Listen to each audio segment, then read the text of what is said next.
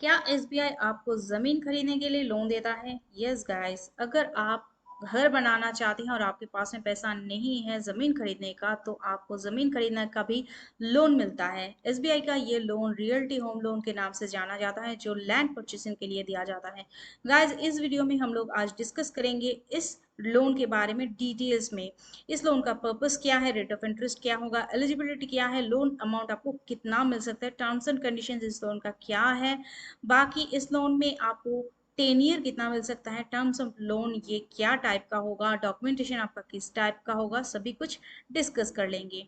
पहले ही हम जान लेते हैं कि पर्पस ऑफ लोन इसका क्या है। गाइस, इसका पर्पस सेम ही है कि आपको लैंड परचेसिंग के लिए एसबीआई होम लोन देता है, जो रियल्टी के नाम से जाना जाता है। आप इसमें अभी लैंड परचेस करेंगे, उसके बाद आप होम बना लेंगे। नेक्स्ट, रेट ऑफ इंटरेस्ट इसका है कि देखिए, आपके सिविल स्कोर के ऊपर ऑब्वियसली ये डिपेंड करता है। फिर भी अगर आपका सिविल स्कोर अच्छा खासा है तो आपको up to 30 lakh 7.5, 30 to 75 lakh 7.60, और अबव 75 लाख अगर आपका एलिजिबिलिटी निकलता है तो 7.70 आपका रेट ऑफ इंटरेस्ट जाता है। यहाँ पर एक चीज आप जरूर देख लीजिए कि जब भी आपका लोन अमाउंट इंक्रीज होता है, आपका इंटरेस्ट रेट भी हाई हो जाता है, क्योंकि एसबीआई का मतलब बैंक का ज्यादा अमाउंट जब भी रिस्क में आ जाता है, इसकी तरफ से रेट ऑफ इंटरेस्ट भी बढ़ाया जाता है।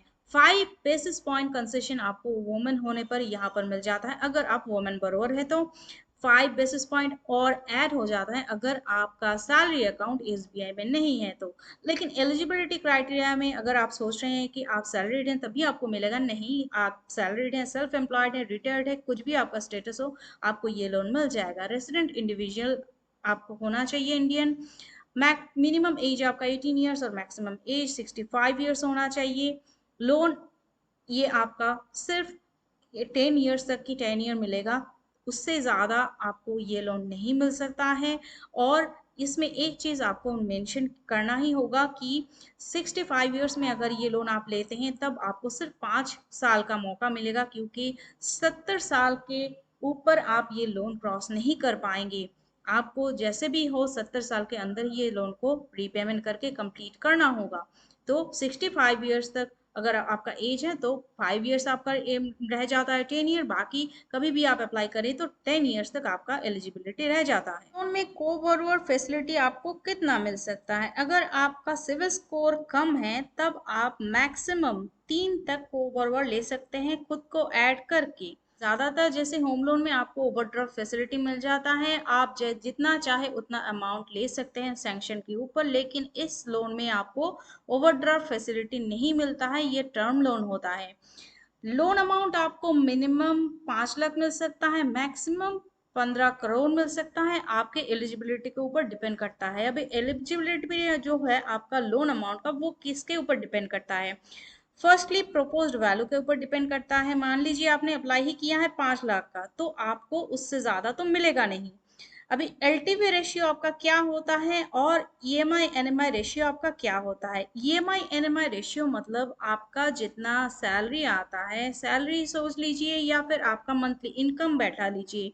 अगर आपका मंथली इनकम और उसके ऊपर आपका जो ईएमआई कटता है, जो ईएमआई सोच लीजिए कि आपका एक ऑटो लोन चल रहा है और एक पर्सनल लोन चल रहा है, दोनों मिलाकर आपका 10 हजार तक का ईएमआई कटता है। वो 10 हजार आप डिवाइड कर दीजिए आपका जो एनएमआई है, मतलब नेट मंथली इनकम है, उसके ऊपर डिवाइड करके आपका जितना रेशियो बैठता है वो होता है आपका ईएमआई एनएमआई रेशियो। इसमें आपको ऐड करना होगा जो आप लोन प्रपोज कर रहे हैं, उसका भी ईएमआई आपको ऐड करना होगा इसके ऊपर। एक एग्जांपल देके मैं ईएमआई एनएमआई रेशियो आपको समझाती हूँ। जैसे मान लीजिए आपका एनुअल इनकम अगर है 3 to 5 lakhs, तो मैक्सिमम 40% तक आप ईएमआई कटा सकते हैं एनुअली।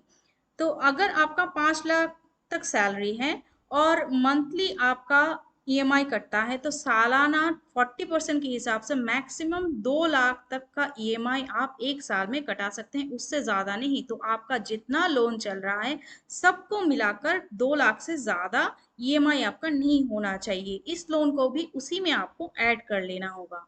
एलटीवी वैल्यू रेशियो आपका क्या होता है? एलटीवी वैल्यू मतलब लोन टू वैल्यू रेशियो। आपका जो लैंड आप खरीद रहे हैं उसका जो अमाउंट है वो क्या बैठता है।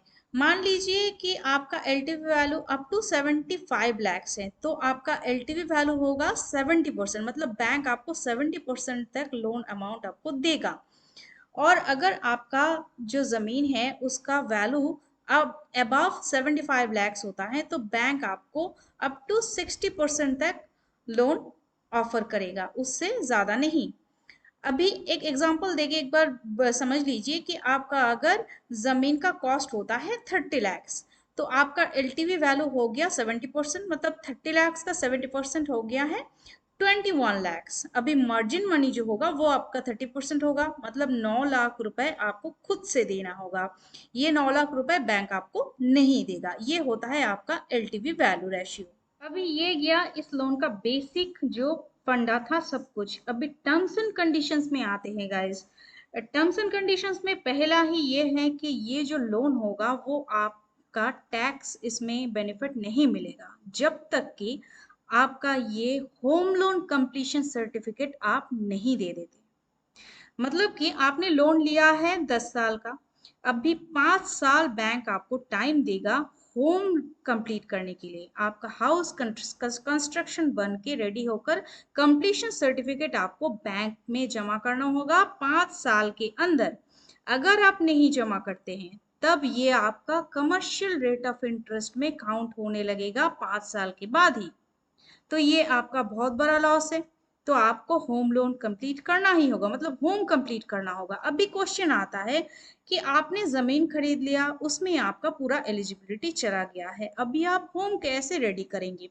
उसके लिए भी आपका होम लोन देगा बैंक आपको, लेकिन आपका एलिजिबिलिटी तो होना चाहिए। उसमें एलिजिबिलिटी कैसे काउंट होगा गाइस, इस टाइम में मैं आपको यही रिकमेंड करूंगी, आपका जो एलिजिबिलिटी है वो आप पूरी तरह से खर्च मत कीजिए। जो आप लैंड ले रहे हैं उसमें अगर पूरा आप खर्च कर देते हैं तो उसके बाद में आपका जो होम लोन होगा वो आप कंप्लीट नहीं कर पाएंगे। बैंक भी आपको होम लोन नहीं देगा क्योंकि आपने ऑलरेडी आपका एलिजिबिलिटी जो है वो आपने लॉस कर दिया है। समझ लीजिए आपने 2 साल अपना डीएलटी होम लोन चला लिया, 2 साल। अभी 2 साल जब भी आपने चला लिया, 2 इयर्स आपका कंप्लीट हो चुका है, इसके बाद आपका जो है इनकम भी और इंक्रीज हो चुका है। ठीक है, इनकम आपका है इंक्रीज भी हो गया है। अभी आप क्या करेंगे, अभी आप होम लोन के लिए अप्लाई करेंगे। ओके, होम लोन के लिए जब भी आप अप्लाई करेंगे, होम लोन आपका समझ लीजिए हो गया। फिर से अब भी होम लोन का कंप्लीशन सर्टिफिकेट 5 साल के अंदर आपको होम लोन कंप्लीट करना होगा। इस टाइम में आप एक काम कर सकते हैं, क्योंकि अभी आपको वैल्यू करना होगा, मतलब वैल्यूएशन जैसा कि होम लोन का होता है, वैल्यूएशन सर्टिफिकेट सर्चिंग भी आपको करना होगा, वैल्यूएशन भी करना होगा। लेकिन जो आपका प्रोजेक्ट होगा वो बैंक नहीं देखेगा। यहाँ पर टर्म्स ऐसा अच्छा है थोड़ा सा, एक इसमें क्या बोलते हैं इसको, फॉल्ट है इसका बैंक का, कि यहाँ पर बैंक कभी नहीं आपको बोलेगा कि आपका जो घर है वो कितने रूम का होना चाहिए, प्रोजेक्ट आपका कितने पैसे का होना चाहिए। बस बैंक बोलता है कि एक होम आपका कंप्लीशन सर्टिफिकेट चाहिए। अभी आप 1 या 2 रूम का एक छोटा सा होम का प्रोजेक्ट बनाकर रेडी करके दे दीजिए, बाकी का जो आपका प्रोजेक्ट है वो आप हैंड में रख दीजिए। गाइस जब भी आपका ये होम लोन कंप्लीशन हो जाता है, कंप्लीशन सर्टिफिकेट आप जब भी दे देते हैं, उसके बाद आपका टैक्स रिबेट चालू हो जाता है। टैक्स रिबेट क्यों चालू हो जाता है वो भी आप समझ लीजिए कि टैक्स रिबेट इसीलिए होता है क्योंकि ये जो आपका रियल्टी होम लोन अभी आप चला रहे थे वो अभी रियल्टी होम लोन नहीं रहता है, वो अभी कन्वर्ट होकर अभी होम लोन बन जाता है। और होम लोन क्योंकि आपका टैक्स रिबेट में आता है तो आपका ये पूरी तरह से टैक्स रिबेट में चला जाता है। ओके, अभी आपको क्या करना है, टैक्स रिबेट आपका चालू हो चुका है, आप टैक्स में रिटर्न में आप फाइल कर सकते हैं, आपका अच्छा खासा एक इनकम वहां से हो रहा है। तो आप 1 साल के बाद अभी टॉप अप लोन लीजिए। ओके, टॉप अप लोन में भी आपको टैक्स रिबेट तो नहीं मिलता है, लेकिन टॉप अप लोन में आप गाइस जो आपका होम लोन चल रहा है वो अच्छी तरह से आप होम को कंप्लीट भी कर पाएंगे और आपका जो बर्डन एक्स्ट्रा हुआ है वो बर्डन भी आपका कम हो जाएगा, क्योंकि टॉप अप लोन में बैंक कभी भी कोई इंस्पेक्शन नहीं करता है। After loan, after sanctioning of the loan bank कभी भी कोई भी इंस्पेक्शन नहीं करेगा, कोई भी सेल्फी नहीं खींचेगा, फोटो नहीं खींचेगा। आप चाहे किसी में भी उसको अप्लाई करें, वो आप आपका काउंट नहीं होगा, तो इस टाइम में टॉप अप आपको हेल्प करेगा गाइस। तो इस तरह से आप रियल्टी होम लोन को पूरी तरह से एग्जीक्यूट कीजिए, अपना घर भी बनाइए, अपना घर का कंप्लीशन सर्टिफिकेट भी दे दीजिए, और ये आपका टैक्स रिबेट भी आप ले लीजिए। अभी देख लेते हैं कि डॉक्यूमेंट्स में आपको क्या क्या चाहिए। पहला ही बैंक के केवाईसी नॉर्म्स के हिसाब से जो जो आपको लगता है, मतलब आपका proof of identity and proof of address, ये सब लगेगा। पासपोर्ट साइज फोटो आपका चाहिए होगा। अगर आप सैलरीड है तो प्रूफ ऑफ सैलरी आपका चाहिए होगा। एम्प्लॉयर सर्टिफिकेट भी चाहिए होगा। फॉर्म 16 या फिर 3 ईयर आईटीआर जो आपके हिसाब से बैठता है। 6 मंथ्स अकाउंट स्टेटमेंट चाहिए होगा। सेल एग्रीमेंट प्लस एडवोकेट का सर्चिंग एंड वैल्यूएशन रिपोर्ट जो जमीन आप खरीद रहे हैं उसके ऊपर होना चाहिए। 3 इयर्स ऑफ बैलेंस शीट चाहिए होगा सेल्फ एम्प्लॉयड के लिए। जो बिजनेस क्लास है उनके लिए ये होगा। तो ये डॉक्यूमेंट्स अगर आप प्रोवाइड कर देते हैं तो ये होता है आपका रियल्टी होम लोन के लिए। इसके बाद वाला जो लोन आप अप्लाई करेंगे, मतलब अगर आपको लोन चाहिए होता है, होम लोन जो चाहिए होता है, तो होम लोन का जो जो डॉक्यूमेंट्स आपको चाहिए होता है वो सेम डॉक्यूमेंट्स ही आपको चाहिए होगा। अगर होम लोन का वो वीडियो आप लोग देखना चाहते हैं थॉरोली, जिसमें मैंने पूरा डिस्क्रिप्शन दे दिया है, तो उसका लिंक आपको डिस्क्रिप्शन में और आई बटन में भी मिल जाता है, उसको एक बार आप चेक कर सकते हैं। अगर कोई क्वेश्चन आपका रह जाता है कमेंट सेक्शन में मुझे पूछ लीजिए, मैं आपका कमेंट पूरी तरह से जवाब देने की कोशिश करूंगी। चलिए मिलते हैं फिर से नए वीडियो के साथ, तब तक के लिए stay safe stay healthy guys, thank you.